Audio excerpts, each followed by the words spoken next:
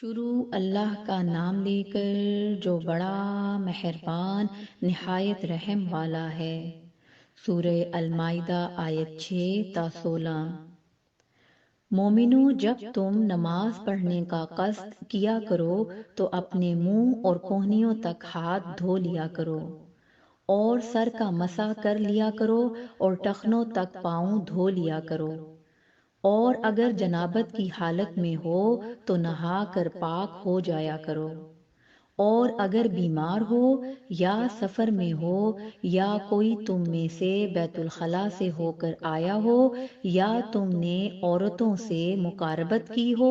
پھر تمہیں پانی نہ مل سکے تو پاک مٹی لو اور اس سے منہ اور ہاتھوں کا مسح یعنی تیمم کر لو۔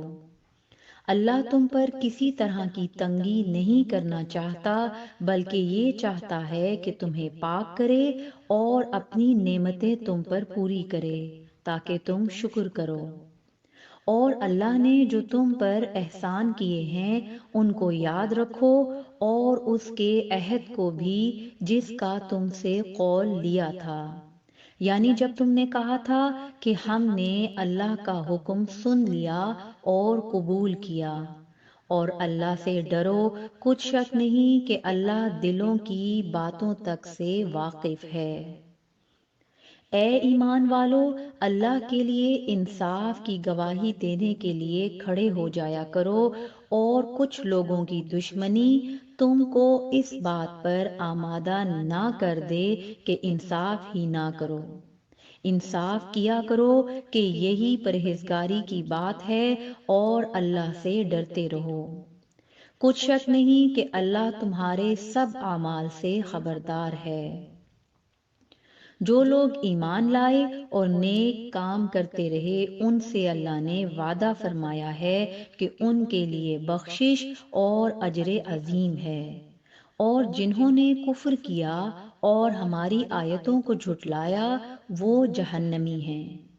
اے ایمان والو، اللہ نے جو تم پر احسان کیا ہے اس کو یاد کرو، جب کچھ لوگوں نے ارادہ کیا کہ تم پر دست درازی کریں تو اس نے ان کے ہاتھ تم سے روک دیے، اور اللہ سے ڈرتے رہو، اور مومنوں کو تو اللہ ہی پر بھروسہ رکھنا چاہیے۔ اور اللہ نے بنی اسرائیل سے اقرار لیا تھا، اور ان میں ہم نے 12 سردار مقرر کیے تھے، اور اللہ نے فرمایا کہ میں تمہارے ساتھ ہوں اگر تم نماز پڑھتے اور زکوٰۃ دیتے رہو گے اور میرے پیغمبروں پر ایمان رکھو گے اور ان کی مدد کرتے رہو گے اور اللہ کو قرض حسن دو گے، تو میں تم سے تمہارے گناہ دور کر دوں گا اور تم کو بہشتوں میں داخل کروں گا جن کے نیچے نہریں بہہ رہی ہیں۔ پھر جس نے اس کے بعد تم میں سے کفر کیا تو وہ سیدھے رستے سے بھٹک گیا۔ پس ان لوگوں کے عہد توڑ دینے کے سبب ہم نے ان پر لعنت کی اور ان کے دلوں کو سخت کر دیا۔ یہ لوگ کلمات کتاب کو اپنے مقامات سے بدل دیتے ہیں، اور جن باتوں کی ان کو نصیحت کی گئی تھی ان کا بھی ایک حصہ فراموش کر بیٹھے، اور تھوڑے آدمیوں کے سوا ہمیشہ تم ان کی ایک نہ ایک خیانت کی خبر پاتے رہتے ہو، سو انہیں معاف رکھو اور ان سے درگزر کرو، اللہ احسان کرنے والوں کو دوست رکھتا ہے۔ اور جو لوگ کہتے ہیں کہ ہم نصارہ ہیں، ہم نے ان سے بھی عہد لیا تھا، مگر انہوں نے بھی اس نصیحت کا جو ان کو کی گئی تھی ایک حصہ فراموش کر دیا، تو ہم نے ان میں قیامت تک کے لیے دشمنی اور کینہ ڈال دیا، اور جو کچھ وہ کرتے رہے اللہ عنقریب ان کو اس سے آگاہ کر دے گا۔ اے اہل کتاب، تمہارے پاس ہمارے پیغمبر آخر الزماں آ گئے ہیں کہ جو کچھ تم کتاب الہی میں سے چھپاتے تھے